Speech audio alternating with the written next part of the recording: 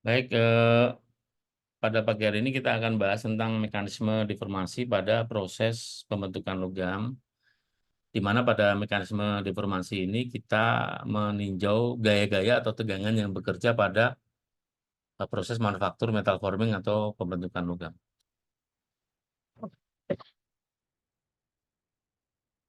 Nah, deformasi sendiri itu kan perubahan bentuk atau ukuran yang diakibatkan oleh adanya pembebanan atau gaya ya. Jadi gaya itu berasal dari berat benda kerja yang dia memiliki arah atau vektor. Nah, arah atau vektornya inilah yang memberikan identifikasi jenis tegangannya. Kalau dia arahnya menuju benda kerja, berarti dia tekan. Kalau meninggalkan benda kerja, berarti dia tarik. Kalau dia berputar, berarti dia torsi. Di mana mekanisme deformasi pada logam, ini ketika logam mengalami perubahan bentuk, seperti di teori metalurgi fisik, maka dislokasi akan bergerak. Nah, dislokasi atau cacat garis, ini kita bisa lihat seperti gambar analogi itu ya, ada ulat yang bergerak itu seperti itu dislokasi itu. Jadi atomnya bergerak menggeser atom di sebelahnya dalam satu bidang baris, sehingga kalau kita mengenal bidang slip, di situ kan ada tumpukan kubus di situ. Nah, dia bergeser searah dengan arah lintasan atom. Nah, itulah yang dinamakan dengan deformasi. Jadi semua proses metal forming itu memanfaatkan energi deformasi baik dari deformasi plastis maupun elastis. Jadi semua deformasi akan melibatkan dua hal, deformasi elastis baru mencapai plastis. Nah, tegangan pertama yang terjadi di prinsip deformasi di pembentukan logam itu ada tegangan tarik, tegangan yang meninggalkan benda kerja. Jadi kalau di gambar denah itu ada A, penampang, jadi ada tegangannya, vektornya menuju ke area luar. Nah, tegangan tarik banyak sekali dimanfaatkan di sistem pembentukan logam atau metal forming. Jadi ketika ada material logam ditarik, diregangkan, maka tegangan tarik ini merupakan energi yang digunakan untuk memberikan reaksi terhadap benda kerja. Makanya di metal forming, beberapa dampak yang diakibatkan oleh tegangan tarik itu ada beberapa, misalnya WVH, sobek di bagian tepi, sobek di bagian tengah, atau alligatoring itu apa kayak mulut buaya gitu ya. Jadi dia ikatannya tidak kuat karena tegangannya tidak terdistribusi merata, warping, tegangan sisa, terus ada juga wrinkling di tengah dan splittingnya. Jadi ini adalah beberapa contoh di gambar itu akibat dari cacat yang ditimbulkan oleh tegangan tarik. Ketika fenomena ini terjadi, berarti ada yang salah dengan tegangan tarik. Jadi kita bisa tinjau dari aspek safety-nya. Mungkin benda kerjanya bahan bakunya kurang bagus, artinya bisa jadi karena ketidakhomogenan material unsur yang dipadukan, bisa jadi tegangan yang diberikan berlebih, bisa jadi setting mesinnya yang tidak sesuai kapasitas dan segala macam. Tapi intinya semuanya ada pada maintenance. Makanya perangkat metal forming, terutama di perangkat-perangkat yang hubungan dengan tegangan tarik, ekstrusi, forging, drawing, rolling segala macam itu harus dikontrol safety-nya, terutama di bagian maintenance berkala ya. Mungkin juga setting gap-nya, mungkin juga pelumasannya terutama ya kayak sepeda motor lah kalau 3.000 kilometer itu harus segera diganti. Bahkan lebih safety-nya kan 1.500 meter harus diganti. Alat juga begitu. Ya, seperti yang saya sampaikan beberapa pertemuan di pertemuan tiga itu ya, bahwa di Krakatau Posko itu, sorry, di Krakatau Steel itu sempat terjadi masalah ketika low carbon steel diproses menjadi high carbon steel gitu. Tapi ternyata kan itu masalah maintenance, kebocoran oli ya, terabsorb dalam material sehingga dia menjadi reaksi untuk menambah karbon. Karbonnya yang tadinya kalau low itu kan 0,1, dia sampai 1,2 bahkan 2% ke atas gitu. Sehingga dia menjadi high carbon steel gitu. Nah, kalau tegangan tekan ini adalah tegangannya menuju benda kerja. Ya, itu diterapkan pada bending, drawing, ekstrusi, di mana punch pada benda kerja itu menempel pada benda kerja di ujung. Nah, di ujungnya ini terjadi konsentrasi tegangan, sehingga dia berperan untuk membengkokkan plat. Begitu juga dengan drawing ya, ketika ada lembaran, ketika dia ditekan, dia jadi mangkuk. Ya bentuk mangkuk ini biasanya untuk silinder atau untuk perangkat-perangkat yang berhubungan dengan pemesinan. Jadi tegangan tekan ini merupakan tegangan kompresi dari gaya eksternal terutama itu dia diberikan arah ke tegak lurus menuju benda kerja. Jadi ukurannya dari tegangan tekan termasuk diukur dari titik sentral benda kerja. Jadi kalau di sini ini ada diagram tegangan-tegangan ya. Di titik A itu adalah deformasi elastis memuncak ke B dan puncak dari deformasi elastis di titik C. Nah, C ke D ini adalah deformasi plastis. Nah, di titik CD inilah tegangan operasional itu diberikan, baik kepada semua proses metal forming, baik forging, rolling, dan sejenisnya. Jadi kalau melampaui titik D itu adalah titik patah atau fraktur. Nah, yang titik E ini elastisitas itu biasanya kalau di elastis ya dia proporsional mengikuti hukum Hooke, hukum kesebandingan. Kalau di BC itu biasanya dia berubah secara signifikan untuk elastisnya ya. Jadi pertambahan panjangnya berubah secara elastis. Jadi semua benda yang dikenai beban tekan atau beban yang simetris ke titik konsentrasi benda kerja itu berarti tegangan tekan. Ini pada forging terutama yang terjadi. Jadi kalau ini ada plat, katakanlah begitu, mungkin ini bisa apa namanya diinisiasi, diasumsikan sebagai balon plat ya. Titik konsentrasi tegangan yang di tengah ini. Kalau kita arsir ke sini ada di tengah. Berarti kalau di tengah inilah titik pusat masanya. Jadi kekuatan material itu ada di sini di titik tengah. Dengan asumsi ini materialnya standar ya, mungkin sesuai dengan komposisi dari speknya. Jadi ketika dia dikasih di titik tengah ini, maka akan terjadi konsentrasi tegangan. Nah, itulah yang biasanya diterapkan pada sistem metal forming. Dia di center untuk di titik tengah lah untuk kompresinya atau penekanannya. Nah, ini salah satu mekanisme bagaimana tegangan operasional itu memanfaatkan tegangan dulu atau yield point di titik tadi itu ya. Kalau di sorry di sini itu di yield point di titik awal terjadinya deformasi plastis di titik C. Di titik C inilah mulai terjadi perubahan bentuk. Nah, sampai titik luluh ini sehingga dia akan memulai dari bentuk lembaran menjadi bentuk benda kerja atau plat menjadi benda kerja seperti ini. Nah, titik ini, titik geometri bentuk yang ada di gambar ini itu adalah titik operasional dari yield sampai ke maksimum. Sehingga kalau kita memproses benda kerja itu minimal bentuk-bentuk yang diinginkan itu gayanya sampai terjadi deformasi plastis. Jadi misalnya kita mau memproses plat ini ya, plat ini kita dari bentuk batangan belum ada lubangnya, kita harus cari nilai tegangan yield sama tegangan maksimum. Jadi tegangannya dioperasionalkan di titik antara, misalnya ini katakanlah 100, ini 200, berarti antara 100, 200, 150 ke atas. Kita harus trial error. Jadi pertama yang dilakukan, apalagi kalau mesin baru itu ya, atau kita baru kenal dengan perangkat tersebut, yang dilakukan adalah trial error. Berapa sih tegangan yang digunakan agar bentuk benda kerja itu simetri gitu. Jadi walaupun katakanlah sudah ada standar, tapi tetap kita harus melakukan trial error. Makanya seorang engineer itu harus tahu itu gitu.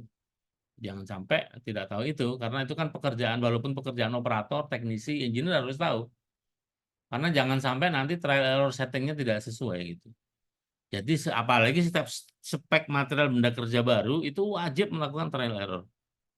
Dan itu walaupun itu pengetahuannya teknisi, pengetahuannya operator, engineer kalian harus tahu. Sehingga defek, cacat itu bisa dikendalikan dengan baik. Nah, tegangan geser itu biasanya terjadi pada dua bagian dari material yang di satu titik dia adalah penahanan, di satu titik dia adalah gaya aksi. Jadi reaksinya itu ada di titik pusat sini ya. Misalnya di sini ada gambar plat yang dikasih gaya punch, terus ada gaya sharing atau gaya geser. Makanya logam logam tersebut akan bergeser satu sama lain mengikuti arah gayanya. Jadi kalau dia pergeserannya di titik ini, maka dia harus memiliki elastisitas. Jadi agar kalau ini kan ini tetap dikasih anvil, terus ini dikasih tegangan. Makanya kalau tegangannya besar, elastisitasnya nggak cukup, ini akan patah. Tapi kalau elastisitasnya cukup, misalnya dikatakanlah ini ya, di titik elongasinya ini, terus strainnya ini cukup, itu maka dia akan mengalami deformasi elastis tanpa retak, tanpa crack. Nah, yang kita butuhkan kan berapa sih F atau tegangan yang beroperasional di titik ini gitu. Di titik ini itu berapa? Kalau di simulasi kita bisa lakukan memprediksi berapa gaya yang bekerja untuk tegangan operasional baik dari titik elastis sampai plastis gitu. Jadi dengan bantuan ANSYS atau finite element method kita bisa memprediksi itu berapa sih tegangan yang harus diberikan gitu ya. Nah, kalau kita lihat konsep mekanika diagram benda bebasnya, ini misalnya ada potongan balok di titik A sama B ya. Nah, di titik A sama B ini katakanlah ini adalah beban tertinggi gitu. Sehingga tegangan gesernya itu adalah aksi reaksi. Harusnya sama jumlah sigma momen, sigma gayanya harusnya sama. Sehingga dia kalau jumlah tegangannya sama, maka dia akan bergeser menjadi benda kerja yang tanpa cacat gitu. Kalau di titik ini terjadi cacat atau dia terjadi patahan segala macam itu karena momen gesernya tidak sama, sigma gayanya tidak sama antara aksi dengan reaksi. Sehingga daerah aksi ini adalah daerah yang seimbang. Nah, kalau tegangan puntir itu adalah tegangan putar dari benda kerja yang mengalami rotasi. Biasanya itu kan ada pada proses rolling ya, atau dia juga ada pada proses penekukan. Jadi dia ditekuk terus dia diputar-putar itu adalah tegangan puntir. Makanya tegangan puntir dia memiliki momen puntir tersendiri ketika dioperasionalkan dalam sebuah proses manufaktur. Jadi tegangan puntir terjadi ketika material itu mengalami deformasi yang berputar. Jadi itulah deformasi yang berputar atau deformasi rotasional itu akibat momen puntir putaran dari satu titik ke titik yang lain. Sehingga tegangan puntir itu secara silindris terjadi pada benda kerja yang berbentuk tabung. Jadi kebanyakan benda kerja yang berbentuk tabung sehingga dia punya momen polar dan menyebabkan material terdeformasi atau berputar. Jadi kalau benda itu berbentuk tabung, dia berputar, tegangan puntirnya bisa dihitung dengan baik. Jadi pada dasarnya konsep tegangan-tegangan inilah yang menjadi operasional tegangan, misalnya pengujian tarik, tekan, geser, atau puntir torsi. Nilainya bisa dijadikan rujukan. Jadi kalau kita diuji tarik kan kita tahu berapa sih tegangan deformasi awalnya. Kalau tegangan tekan kita bisa tahu berapa nilai patahnya gitu kan. Kalau tegangan geser atau pengujian geser kita bisa tahu berapa sih tegangan operasional selama material itu berputar. Seperti itu. Nah, kalau tegangan tekuk itu biasanya operasional terjadi pada bending ya, pembuatan benda kerja dengan peran membengkokkan tanpa patah. Karena kalau ini dikasih gaya yang berlebih, bisa jadi ini terjadi perpatahan atau crack. Nah, di kita itu ada mesin roll forming, mesin bentuk untuk membengkokkan plat atau membuat plat menjadi bentuk silinder gitu. Di lab metalurgi ya. Itu nanti bisa kita kunjungan ke sana, kita lihat perangkatnya, speknya segala macam. Jadi tegangan tekuk itu terjadi ketika tegangan itu akibat dari kombinasi tarik dan tekan. Jadi ketika ditekan dia juga terjadi tarik. Nah, ini mirip konsep yang pernah saya jelaskan equal channel angular pressing ya. Cuma kalau konsep equal channel angular pressing ECAP itu kan dia ada di dalam dice ya, dalam cetakan. Sehingga ketika material ditekan kemudian keluar cetakan dia ditarik. Ini hampir sama dengan tegangan tekuk ketika dia adalah kombinasi dari tegangan tarik dan tekan. Jadi tariknya itu ketika ini kan ada anvil nih, ada batang penekan. Ini memberikan gaya tekan. Tapi ketika benda kerja berubah, dia kan meninggalkan kan. Jadi benda kerja dikenai beban tekan, kemudian benda kerja bengkok, dia meninggalkan dari menuju dan meninggalkan itu definisi dari tegangan tekan dan tarik gitu. Sehingga tegangan tekan dan tarik dalam konsep tegangan tekuk ini itu akan memberikan reaksi kepada benda kerja berubah bentuk atau dia crack. Nah, di gambar ini kan ada gambar A, B, C ya. Itu adalah bentuk daripada reaksi tegangan-tegangan yaitu necking atau buckling. Jadi buckling itu perubahan geser titik center antara benda kerja dengan benda yang sedang dikenai beban deformasi. Nah, kalau dia melampaui batas titiknya, dia terjadi perpatahan. Nah, perpatahan ini akibat dari tegangan melampaui tegangan maksimum tadi ya, di diagram tegangan-tegangan tadi. Jadi kalau tegangannya di atas maksimum, maka dia akan patah di sini. Jadi kalau kita punya bahan silinder, katakanlah seperti ini, kita tahu berapa diameternya. Nah, ini kita kasih gaya, maka kalau gayanya melampaui batas maksimumnya, akan terjadi perubahan dimensi, terutama di diameternya. Bisa menjadi lebih besar, tapi panjangnya bisa menjadi berkurang. Jadi itu salah satu perbedaan prinsip pembentukan logam atau metal forming dengan shear plastic deformation. Jadi kalau untuk merubah benda kerja menjadi kekuatan lebih tinggi itu geometrinya berubah, ukurannya berubah. Misalnya ini ya, ini kan karena dia mengalami tegangan tekuk, maka diameternya menjadi lebih besar, terus panjangnya menjadi berkurang. Beda kalau roll, roll itu panjangnya bertambah, eh, apa namanya, volumenya menjadi berkurang gitu. Tapi kalau di shear plastic deformation dengan berbagai tekanan dan dash atau cetakan yang ditentukan itu dimensinya tidak berubah walaupun dia terjadi deformasi plastis. Nah, seperti yang di video di awal tadi ya, bagaimana ketika melakukan ECAP, ARB, dan sejenisnya itu dimensi benda tidak berubah. Jadi kalau misalnya katakanlah ini plat, ketika saya tarik, dia menjadi dari 10 cm menjadi 12 cm, berarti kekerasannya pasti meningkat.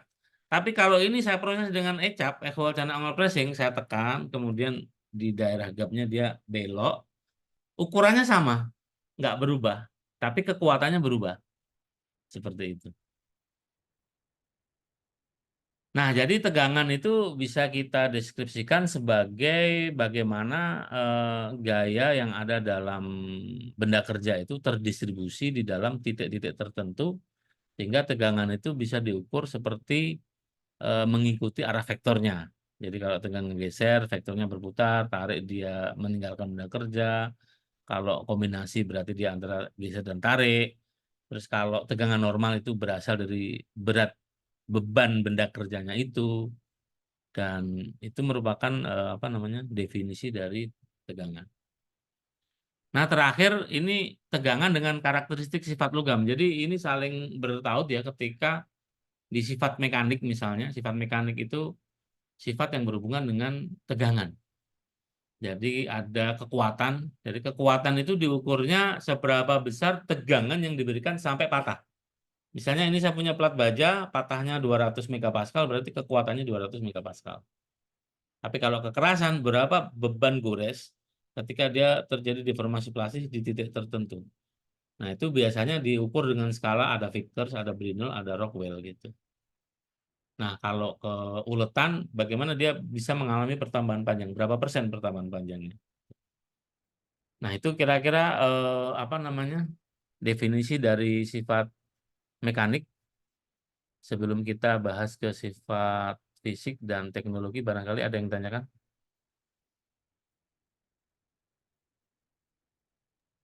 Izin bertanya dulu tuh, boleh Ya, tuh. silakan. Jadi kan ada yang namanya strain hardening ya. Ya, strength hardening regangan, oke. Nah kan suatu material tuh kalau misalkan kita tarik itu kan nanti mencapai titik UTS-nya. Terus Iya, apabila kita teruskan, nanti kan akan patah ya, Prof. Tapi sebelum betul, patah kan terjadi necking dulu. betul. Ketika necking itu proses strain hardeningnya masih berlaku nggak? Oke, pertanyaan bagus ini, cukup analitis. Jadi strain hardening itu ada pengerasan regangan akibat beban tarik. Pada bila mana dia terjadi nilai strain hardening ketika dia sudah plastis. Jadi sudah plastis dengan titik patah, itu baru nilai dari pengerasan regangan. Itu dulu saya masih ingat, sempat akan menjadi zona penelitian saya di S1 ya. Itu waktu itu eh, salah satu pembimbing menawarkan ini aja penelitian, penelitian yang lagi tren gitu. Bagaimana merubah strain hardening menjadi karakteristik materi yang lebih ulet, jadi harus dengan perlakuan panas gitu kan. Jadi seperti itu kalau mungkin di diagram tegangan regangan seperti yang tadi ya. Mungkin di sini itu kita bisa lihat di diagram. Nah, ini diagram tegangan regangan ini. Nah, strain hardening itu terjadi di titik C sampai titik apa namanya prosesnya ya, sampai titik D, titik UTS. Nah, di titik patah itu sudah deformasi dislokasi mencapai permukaan luar. Jadi strain hardeningnya katakanlah gagal. Jadi strain hardening kalau di pembentukan logam itu dia mengalami perubahan ukuran dan bentuk. Karena kan kalau ini saya tarik, kalau ukurannya tetap segini berarti kan nggak ada strain hardening. Artinya yang narik itu tegangannya lebih kecil daripada kekuatan yang ada di dalam material ini gitu. Misalnya kita mau narik material wolfram itu kan susah banget kan karena kekuatannya kan tinggi. Tapi kalau dia bergeser dari 10 cm ini menjadi 12 cm berarti itu nilai strain hardeningnya. Makanya dia harus diuji keras. Jadi misalnya ini kekerasannya 30 Brinel, begitu diuji tarik mengalami perubahan bentuk dan ukuran dia akan naik 1-2 kali lipat itu. Seperti itu ya. Siapa tadi ya? Dimas ya. Berarti pas fenomena necking itu strain hardeningnya udah nggak berlaku, bro. Jadi necking itu kan titik awal malahan. Dan necking itu kan rata-rata hanya pada baja ya. Kalau di logam non ferro kan rata-rata dia atau logam yang memiliki keuletan di atas 15-20% itu biasanya dia punya necking. Dan necking itu terjadi kalau based on reference jurnal, saya lupa namanya ya, peneliti dari Spanyol itu karena ada unsur nikel, vanadium, dan tembaga. Jadi dia tertahan di sana. Justru necking itulah awal terjadinya strain hardening. Kan dia terjadinya di sini necking tuh. Di titik ini kan. Di titik yield dia berubah, di titik maksimum dia masih bisa ditahan. Nah, di maksimum inilah dia. Nah, ini kan nggak ada neckingnya nih, karena kan kalau necking itu hanya terjadi pada logam baja kan, atau logam-logam yang memiliki keuletan yang tinggi. Kalau di baja itu menurut jurnal yang tertulis, saya lupa ya nama penulisnya itu, dari Spanyol kalau nggak salah, itu akibat dari adanya titik nikel, vanadium, dan krom, unsur-unsur yang promote austenit, unsur-unsur yang promote keuletan dalam material gitu. Justru itu malah terjadi awalnya strain hardening itu di necking itu, puncak daripada strain hardeningnya ya. Jadi kalian bayangkan aja, misalnya ini ada plat, kita tarik itu kan proses awal strain hardening kan. Begitu dia ada terkonsentrasi di titik itu adalah titik konsentrasi tegangan, pengerasan tegangan itu di situ ininya. Jadi itu nanti bisa kalau kita kaji berapa sih kekerasan yang ada di titik necking itu. Kalau dia paling tinggi berarti ya ideal gitu. Coba mudah-mudahan ini bisa memperjelas ya kalau kita apa namanya ada video audionya barangkali nanti bisa memperjelas strain hardening.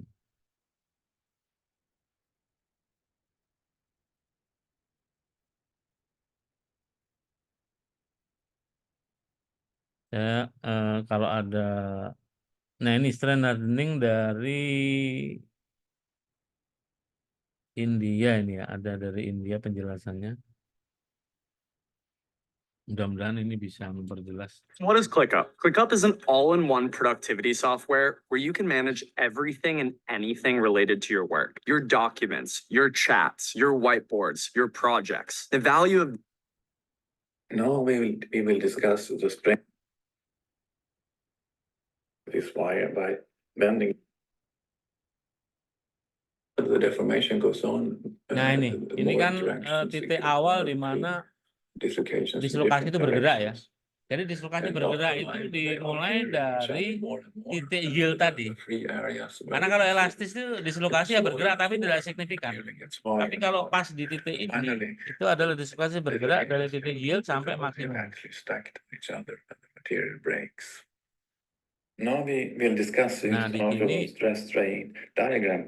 Here we strain have the hardeningnya stress terjadi strain di diagram, titik and here we have the yield. elastic Nah, ini kan part, and now we proporsional. start deforming the material. we Nah, move titik up the belokan. Nah, curve di titik here. belokan itulah If we deload, terjadi we awal will go back trend hardening sampai and titik have maksimum. remaining deformation. Then if you load the material again, it will come up here and continue to do the Sampai di deformation. titik And maksimum. now we see here that we have increased the Coba kita strength. cari neckingnya. The yield strength has increased from this position to that position due to the deformation. Nah, kalau di necking itu kan di sini ya, strand hardening. Nah, ini mungkin bisa memperjelas ini.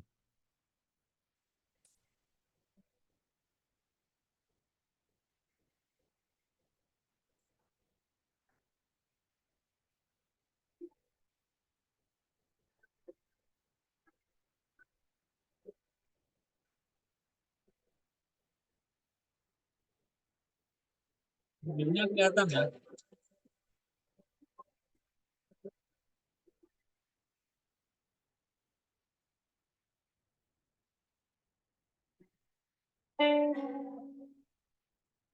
Hey guys, what's up? I'm Shonip again back.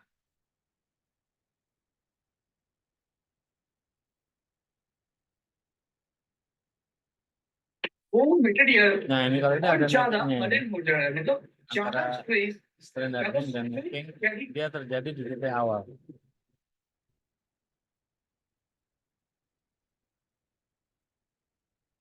Perform करते हो वो होता है Sampai di medium titik machine maksimum. के Cuma अंदर di sini nggak ada 15% testing animasinya. Jadi yang bisa memperjelas itu ada animasi, ada video apa animasi untuk menggerakkan dengan lain. Nah, ini kan titik puncak इसको हम लोग ketika कहता dia है masih bisa ditahan tanpa patah ya. cone formation cone.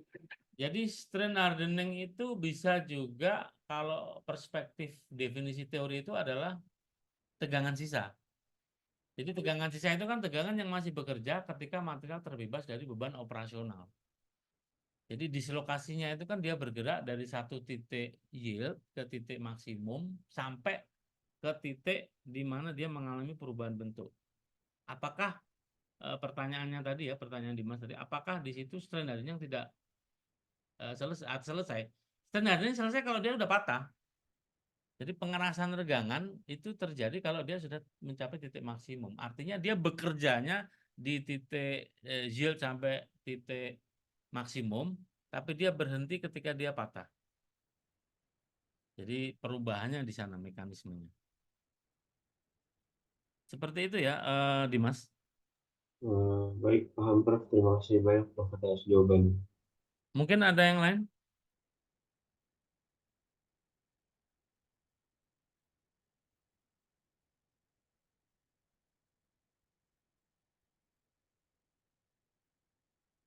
Ada yang lain barangkali? Nah, kalau nggak ada, kita lanjut ke dua sifat terakhir, yaitu sifat teknologi sama sifat fisik.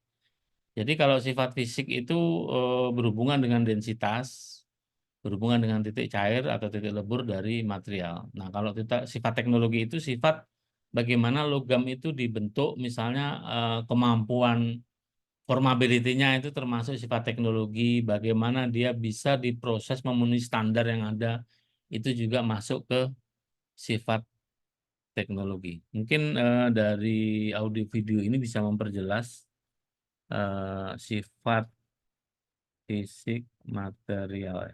Itu sangat berlaku untuk menentukan seberapa besar bahan tersebut bisa diproses dengan baik.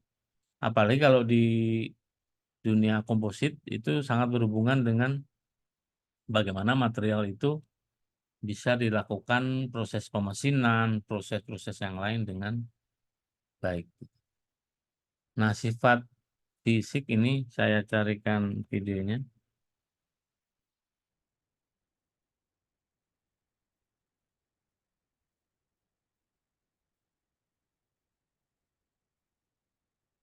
Nah, ini cukup bantu mudah-mudahan. The kids play a lot of video games, especially during summer break. And sometimes they could be a little difficult to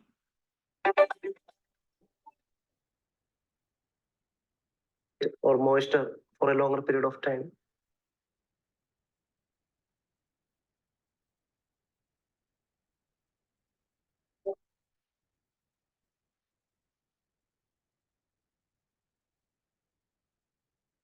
Properties Memang of di materials. samping sifat fisik kan juga ada What is sifat properties of material? chemical, itu hubungannya dengan korosi. The term property is a Kalau quantitative or mekanik qualitative itu measure of hubungan response of a dengan pembebanan material yang to sudah externally diuraikan made out tadi. of glass that will break when we use it. In Ya, kita tinjau sifat strength of a material kan is udah stable kita bahas, and to kita its coba original menuju shape. ke The sifat fisiknya ya. malleability. The ability of a material, Nah, untuk viscosity, ini sifat magnetism, fisik. hydroscopicity, crystalline structure, shape and size, acoustical characteristics, flammability, and color. Nah, sifat fisik ini hubungannya sama proses pembentukan metal forming juga. Misalnya densitas. Kalau densitasnya katakanlah baja itu 7,8 gram per centimeter kubik. Nah, berarti kita bisa mengira-ngira ketika baja itu akan kita proses dengan material padanannya. Jadi kalau kita mau proses forming itu harus nyari densitas yang sepadan ya. Jadi kalau densitasnya berbeda jauh, katakanlah baja dengan aluminium, yang aluminium 2,7 densitasnya, kalau kita proses dengan metal forming itu memang perlu treatment khusus atau pre-treatment dari densitasnya atau dari melting point-nya, titik cairnya misalnya. Kalau titik cairnya, kalau kita menuju ke casting itu kan harus perlu coupling agent atau material pembasah yang temperaturnya antara ya. Atau bisa kita tinjau dari warna. Jadi kalau warna itu biasanya lebih kepada operator sih. Jadi kadang perak warnanya putih mengkilat. Kalau baja di samping besi itu, kalau baja itu kalau stainless steel terutama lebih mengkilat daripada cast iron misalnya. Jadi color atau sifat fisik warna itu biasanya untuk mengidentifikasi, mengenal jenis-jenis logamnya. Biasanya itu skala operator ya atau teknisi ya. Cuma kalian juga harus tahu bagaimana membedakan dari sifat fisiknya. Density. Density is the mass per unit volume of a material. Higher density material has higher mass and lesser volume. If you take a cork and lead of same mass, the volume of cork would be much higher than the lead because lead has higher density. This chart shows the density of multiple materials.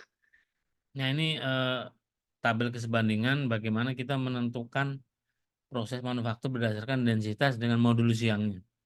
Jadi harus ada kesebandingan. Modulus Young itu modulus kelentingan ketika dia mengalami pertambahan panjang tadi elastis, dia bisa menyerap energi.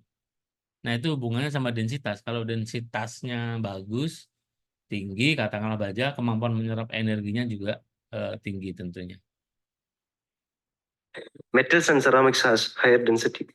Next, conductivity. Conductivity refers to the ability of a material to allow passage of electricity or heat. There are two types of conductivity. One is thermal conductivity and the other is Nah, electrical thermal dan conductivity. elektrikal ini satu kesatuan ya, karena sifat thermal, sifat panas, sifat elektrik itu biasanya memiliki hubungan linearitas yang sepadan. Tembaga, konduktvitas termalnya bagus, sifat listriknya juga bagus.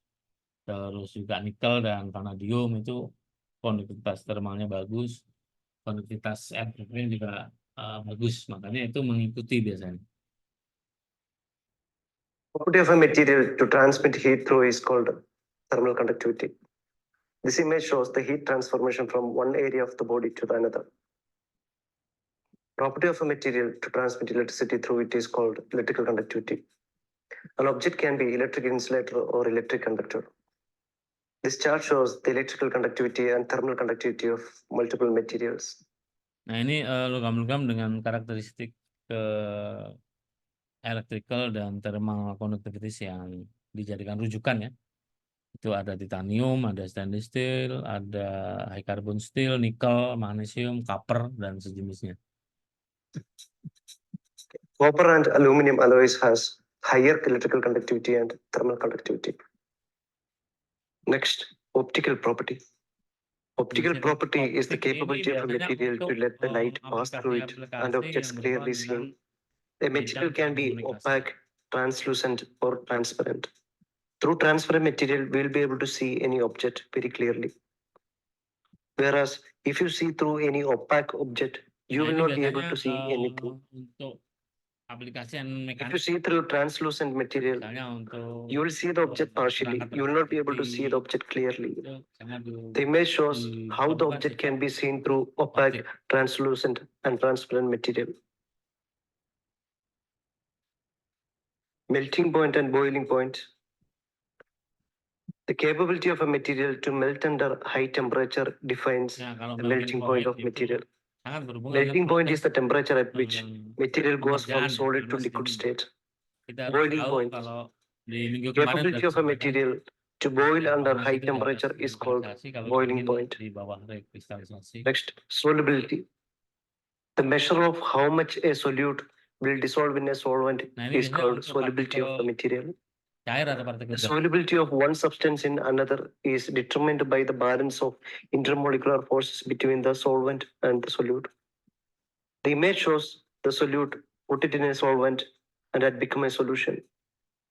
The factors such as temperature and pressure will affect the solubility of the material. Viscosity. Nah, Viscosity is the viscositas juga quantity that describes the menyebabkan fluid's sifat di mana resistance to dia flow. bagaimana Honey has much kondisi higher fase viscosity itu than dalam water. kondisi cair atau gas. When a fluid moves over the solid, the movement is parallel to the surface, and this results in a shear force. From that, you can derive an equation between the shear force and the viscosity. Shear force equal to viscosity into rate of shear deformation, that is du by dy. V is the velocity and y is the height from the solid surface. Nah, terakhir ini adalah sifat teknologi atau technological properties ya.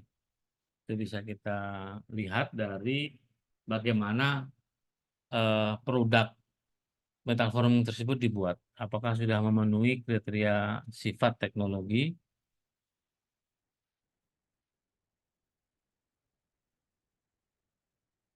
Ini kita bisa lihat di sini ya, property of technology atau disingkat PropTech, properties of technology. Mungkin ini bisa membantu way to memberikan introduce a new topic penjelasan. is through a definition. Note, I'm not just going to define PropTech, which is short for property technology, but also FinTech, which is short for financial technology. Why? Because FinTech's part of the PropTech story, so it's very important to also define it. Now let's start with FinTech first, right? FinTech companies, they scale and automate. Bahkan sekarang udah ada definisi baru ini ya. Financial technology. Artinya kalau bikin barang ini berapa kalkulasi perhitungannya. Jangan sampai bikin barang itu kalkulasinya tidak mencapai break-even point misalnya. Seperti yang pernah saya sampaikan, antara hukum industri dengan hukum ekonomi kan berbanding terbalik ya. Kalau orang industri, seorang engineer, itu pasti pengennya bikin produk sebagus mungkin. Kalau produk bagus kan harganya pasti tinggi. Tapi kalau di prinsip ekonomi ini pasti bertentangan, karena kan pemasukan sebesar-besarnya, pengeluaran sekecil-kecilnya, itu hukum ekonomi, hukum kapitalistik. Nah, makanya kenapa sih sekarang banyak sekali produk KW yang beredar di masyarakat, karena ya animo masyarakat arahnya ke sana sehingga mengikuti hukum pasar gitu. Bahkan mungkin kalau dikalkulasi ya, jumlah produk KW jauh lebih besar daripada produk orisinil karena di pasaran terutama di Asia itu nggak laku gitu. Jadi misalnya kemarin pernah saya singgung bagaimana kita membuat produk dengan super plastis dengan harga yang tinggi tapi juga kualitas yang bagus. Tapi pasar tidak akan mau karena pasar itu maunya produk dengan harga yang sekecil-kecilnya kualitas memenuhi. Tapi yang namanya harga itu kan sebanding dengan kualitas kan. Nah, ini ada definisi baru selain property of teknologi juga ada fintech teknologi. Artinya di sini sifat teknologi ini juga dikendalikan oleh sifat finansial teknologi gitu.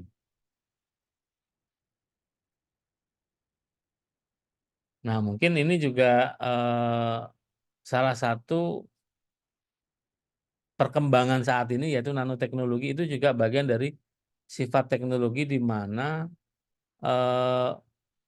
material nano ini adalah material dengan karakteristik yang sangat memadai ya, dia memiliki properties yang bagus, baik fisika mekaniknya maupun fisiknya, sehingga dengan hal itu dia memiliki harga jual yang bagus gitu.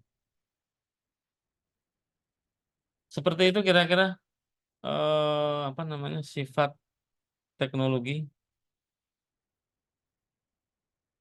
Ada yang ditanyakan?